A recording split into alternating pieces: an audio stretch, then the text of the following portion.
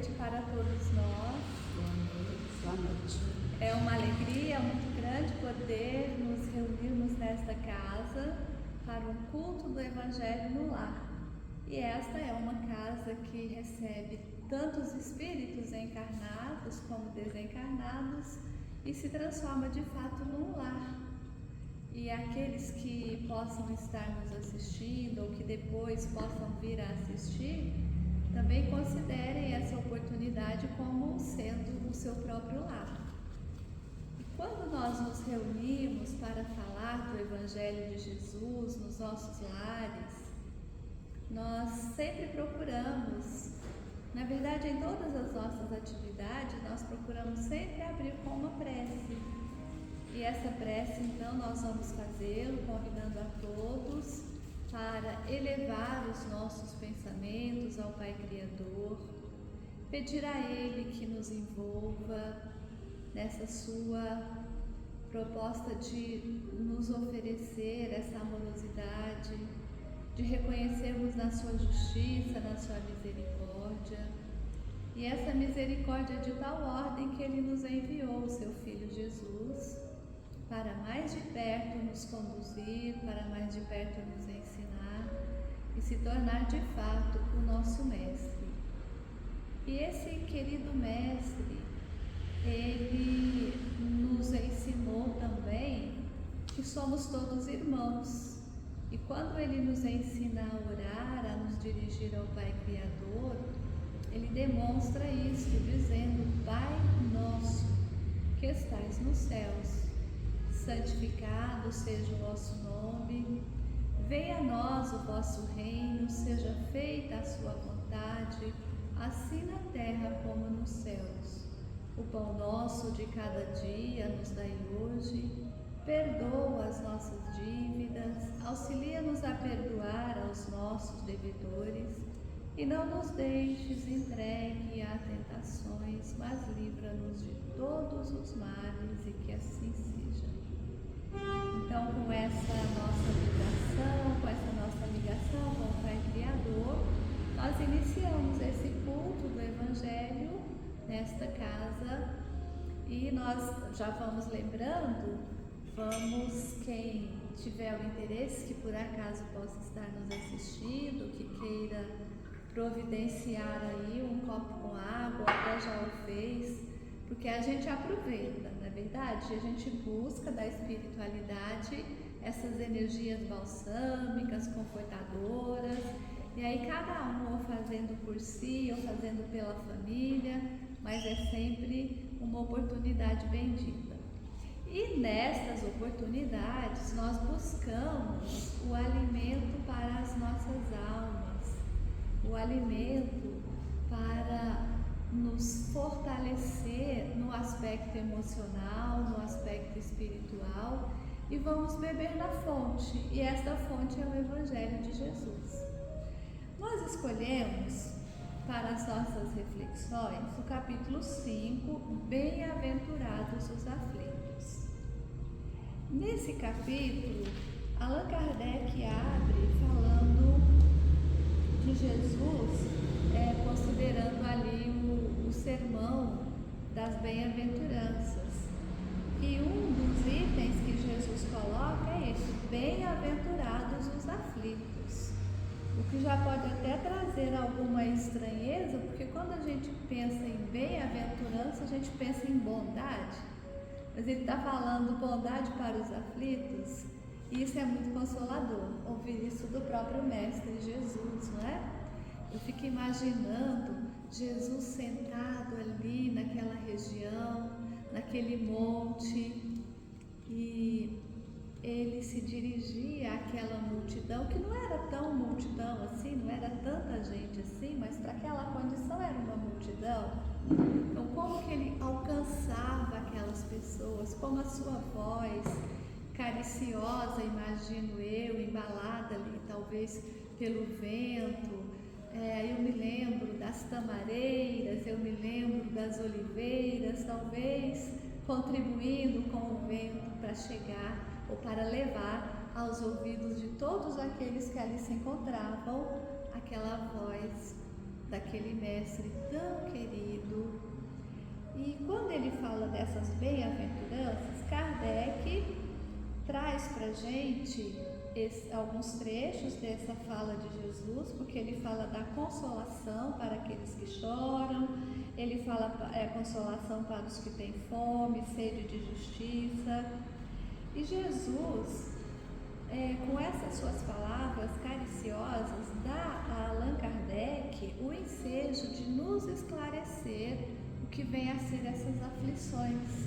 Porque se a gente se encanta trazendo para a nossa tela mental a cena de Jesus naquele momento, fazendo a sua prevenção, vamos trazer para os nossos dias, não é? Porque nós estamos assim enfrentando dificuldades, muitas dificuldades, um momento tão especial nesse sentido, de estarmos encarnados no planeta Terra nesse momento em que as dificuldades se apresentam assim com muita intensidade. Então aqui Kardec nos fala que as aflições, elas podem ter origens, causas em existências anteriores, em encarnações anteriores, ou pode ser mesmo na própria existência, na existência atual. Então um trechinho aqui, Kardec falando das causas atuais das aflições. Aí ele começa assim: as vicissitudes ou os infortúnios, os reveses da vida são de duas espécies, ou se quisermos, têm duas origens bem diversas, que importam distinguir. Umas têm a sua causa na vida presente, outras fora. Ele fala aqui vida, mas nós entendemos que é de outra existência, porque a gente vai, cada trechinho, sabe, cada frase nos leva a muitas reflexões, né? Quando ele usa aqui a expressão vida, e nós vamos compreender, a vida é uma única vida. Quem criou cada espírito ou cada vida é o Criador. E nós, através das experiências reencarnatórias, nós temos existências, então das várias existências. E as aflições são originárias de existências anteriores ou da existência atual. Aí ele fala assim, remontando à fonte dos males terrenos, reconhece-se que muitas são as consequências natural do caráter e da conduta daqueles que o sofrem. Quantos homens caem por sua própria culpa? Quantos são vítimas de sua imprevidência, do seu orgulho, de sua ambição? Quantas pessoas arruinadas por falta de ordem, de perseverança, por mau comportamento ou por não terem limitado os seus desejos. Então ele já vai nos mostrando quais são as nossas atitudes, os nossos equívocos que vão nos causando o sofrimento, as aflições, que decorre, é consequência dessas nossas imprevidências. Então ele lembra que quando a gente faz a oração do Pai Nosso, como fizemos há pouco, a gente pede para que o Pai Criador, estamos nos dirigindo a Ele, como Jesus nos ensinou, a gente pede para nos livrar, mas livrar de quê? Nos auxiliar, nós que precisamos de fazer um movimento, de nos livrarmos dos nossos vícios. Essas tentações a que são referidas, elas estão ligadas aos vícios que nós ainda temos, que nós ainda guardamos. Então, quando nós começamos a perceber, quando nós começamos a modificar essa conduta ou essas condutas e passamos a agir de uma forma mais harmônica com a lei natural, a lei que o Criador nos apresentou, nós vamos observando que tem as dificuldades, o sofrimento, mas tem a história do sofrimento. Se a gente não se resigna, e resignar não é concordar, baixar a cabeça, tá bom, é isso mesmo, eu tenho que aceitar. Não, resignar é não se revoltar. Eu posso fazer alguma coisa para diminuir o sofrimento? Claro que posso. Se assim não fosse, imagine, eu estou com uma dor de cabeça. Posso tomar um medicamento? Ou eu tenho que ficar sentindo a dor indefinidamente? Eu posso fazer uma cirurgia que venha me auxiliar a resolver um problema orgânico, uma enfermidade. E isso tudo faz parte da misericórdia do Pai Criador.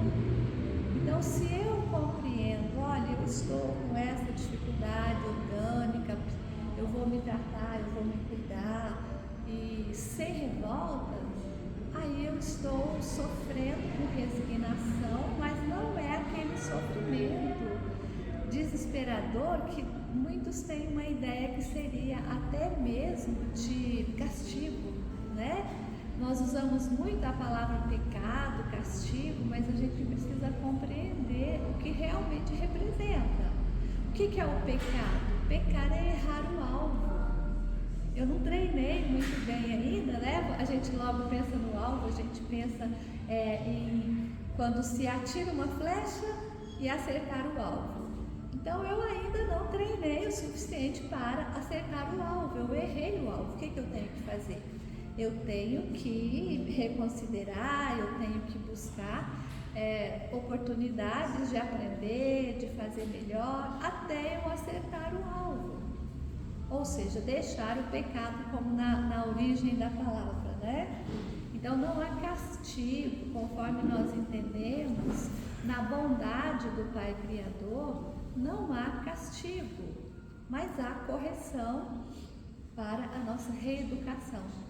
Então aqui a gente já vai compreendendo. Ele continua falando quantas uniões infelizes, porque resultaram dos cálculos do interesse ou da vaidade. Então quantas uniões, quantos casamentos são resultado de negócios, de interesses, não é? Então pode dar certo casamentos, resultados de negócios, de interesses? Dificilmente isso vai trazer bons resultados, né? Então nós vamos observando que o propósito da união, por exemplo, de duas pessoas em matrimônio, vamos assim dizer, não é esse o propósito de troca de riquezas, de troca de interesses, de títulos de nobrezas, né? Quando a gente faz, então, essas uniões por vaidade, por interesse, isso só vai nos maltratar, isso só vai nos trazer consequências dolorosas. Então, as disputas que poderiam ser evitadas, e aí traz para nós, muitas vezes, o sofrimento emocional que, posteriormente, ele pode se apresentar, inclusive, no nosso organismo físico, não é? Se a gente tem um sofrimento da alma, isso pode se transformar numa depressão, isso pode se transformar em alguma doença que localiza, tem até os estudiosos, os psicólogos e outros profissionais falam que uma doença no fígado, uma doença no estômago, uma doença no coração é resultado de quê? Das mágoas, não é? Da inveja, do orgulho. Então isso vai localizando em determinado ponto do nosso organismo e a dor do sofrimento material ela vai se estabelecer. Ao passo que se a gente cultivar o perdão, se a gente tiver sentimento de amorosidade, de fraternidade, de caridade, isso vai se dissolvendo, digamos assim, o que nós tivermos, as sombras, né, que nós tivermos alojados na nossa alma, ou em nós, porque somos a alma. E ele continua, Allan Kardec continua nos explicando que pais infelizes com filhos, por que os pais estão infelizes com os seus filhos? Será que eles souberam, estão sabendo orientar, sabendo educar? Eles estão sabendo dar exemplos, os exemplos que podem conduzir aqueles espíritos a uma boa conduta, a uma boa ação, um bom caminho. Aí eu me lembro de um outro capítulo do Evangelho que fala de honrar pai e mãe, mas ao mesmo tempo ele explica por que não está sendo honrado. Ele soube cuidar, aquele casal, ou quem é responsável, nem sempre vão ser os pais biológicos, pode ser um tio, uma avó, enfim. É aquelas pessoas que estão ali para cuidar daquele espírito. Se eles não estão agindo dentro desses princípios da moralidade, da fraternidade, e não conseguiram educar, informar, aí tem lá uma mensagem de Santo Agostinho e ele fala: a cada pai, a cada mãe será cobrado o que fizeste do filho, do espírito que eu coloquei sob seus cuidados. Porque antes de mais nada, antes de ser o seu filho, a sua filha, ele é filho de Deus, né? Então o Criador colocou sob seus cuidados, os nossos cuidados, nessa caminhada evolutiva. Precisa transitar pela terra, precisa transitar por essa escola de aprendizado ou de reeducação? Sim, então vai precisar da carne e aqui vai precisar também de uma família, né? Então também ele explica isso quando se trata de sofrimento que muitos pais têm com os seus filhos. Muitas vezes pode ter sido uma imprevidência dos próprios pais. Aí ele continua falando que por fraqueza ou indiferença deixaram que se desenvolvesse neles o germe do orgulho, do egoísmo, da tola vaidade, que ressecam o coração. Mais tarde, colhendo o que semearam, admiram-se e afligem-se com sua falta de respeito e a sua ingratidão. Então, às vezes, os filhos que não se preocupam, não cuidam dos pais na velhice, por exemplo, até num ponto que fala, reserva aqueles ambientes, o quartinho lá do fundo para que o pai ou a mãe fique, não oferece conforto, não oferece atenção, cuidado que eles necessitam, é porque não souberam ensinar a valorizar o que eles deveriam fazer no futuro, né? Nós já ouvimos de uma oradora, palestrante espírita, falar que há um tempo passado, não tão distante assim, mas havia uma convivência das crianças na família. Então aquele tempo em que se levava, fazia um docinho em casa, um bolo, levava, compartilhava, né? E assim a criança participava, vai levar para a vovó, vai levar para a titia trouxe, olha só. Então isso criava uma ambientação familiar de amor, de respeito, de consideração. E hoje, nem dentro de casa. O que nós estamos fazendo na mesa do almoço ou do jantar? Conversamos? Como foi no celular, né? Então, às vezes, trocam mensagens, está um sentado aqui, o outro aqui, e troca mensagem no celular, É assim que tem sido feito, né? Então, olha que coisa mais gostosa, a gente poder conversar, a gente poder trocar um abraço, a gente olha como foi o seu dia, não é? Hoje eu estou cansado, mas que bom estar aqui agora na companhia de vocês. Por poucos minutos que sejam, já vale muito, não é? Bom, então ele continua falando que todos os que têm o coração ferido pelas vicissitudes e as decepções da vida, interroguem friamente a própria consciência. Aí a gente lembra de um outro momento, lembra lá do Santo Agostinho, no Livro dos Espíritos, aqui era o Santo Agostinho, no capítulo 14, aqui falando de honrar pai e mãe, mas agora também vamos lembrar dele na questão, se não me engano, 919 do Livro dos Espíritos, que ele fala do conhece-te a ti mesmo, ele lembra, né, dessa expressão, e ele fala, toda noite eu fazia um balanço. Como foi o meu dia? Será que eu magoei? Será que eu prejudiquei? Será que eu fiz algo que tenha causado algum desconforto para alguém? Então é uma forma também da gente fazer essa avaliação da própria consciência, como ele está colocando aqui. Nesse primeiro momento, pode até ser que isso não vá ter tanta repercussão, mas quando a minha consciência me cobrar, quando a minha consciência me apontar, aí vai começar o sofrimento, aí vai começar a aflição, né?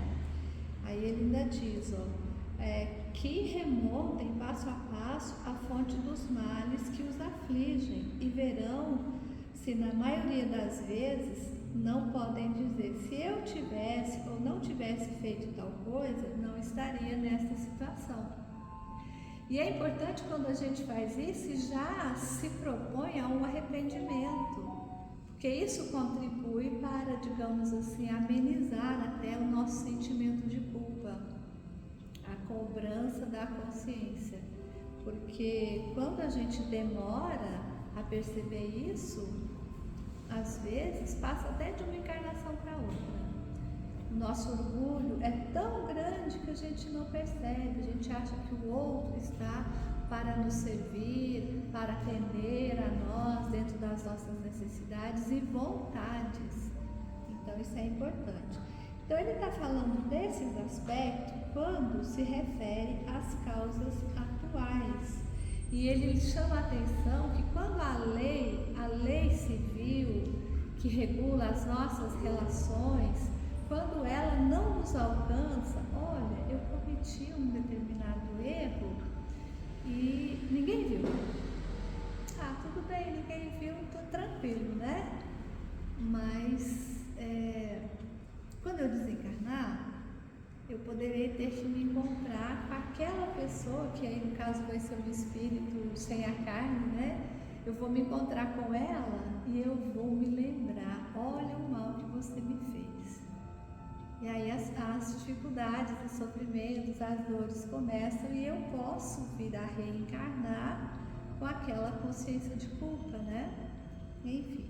Então ele fala nesse aspecto, ele fala que essa impunidade, ela pode aparentemente parecer que não acontece, que aconteceu a impunidade, mas no futuro nós vamos ter que responder por todos os males que nós praticamos. Então, os sofrimentos consequentes são então uma advertência que ele andou no mal. E os comentários dele ainda continuam a respeito das causas atuais. Aí ele fala ainda das causas anteriores. Então, vem nos trazer ou reforçar para nós um entendimento que as várias vidas, quer dizer, as várias encarnações, as várias existências, que seria mais apropriado, né? Então, as várias existências e eu acho que até já comentei isso daqui, mas aqui, né?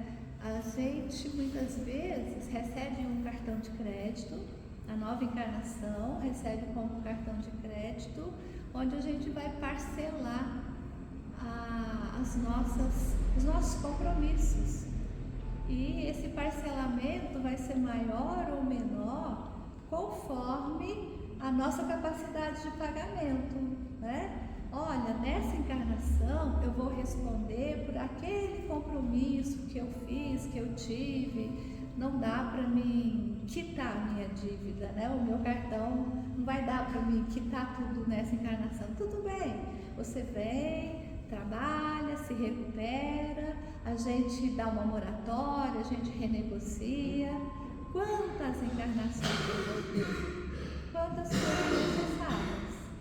Agora, quando eu vou percebendo que quanto mais eu me coloco no caminho do bem, melhor, mais rapidamente, porque aí eu vou ter, não é um perdão de dizer, tá bom, então não tem problema, você, não é nesse sentido, eu vou ter um perdão que vai diminuir o peso, e aí eu vou pagar tão suavemente, que não vai me pesar, que não vai me causar sofrimento na verdade.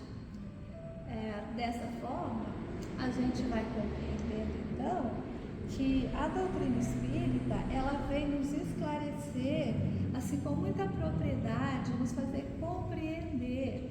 Aí tem alguém que vai dizer assim, como eu ouvi outro dia: vocês espíritas se apegam ao sofrimento e acham que tem que sofrer para evoluir. Não tem que sofrer para evoluir. Por que a gente sofre? A gente sofre porque a gente procura Não é que o sofrimento vem automaticamente, naturalmente. Não há uma programação reencarnatória estabelecendo sofrimento.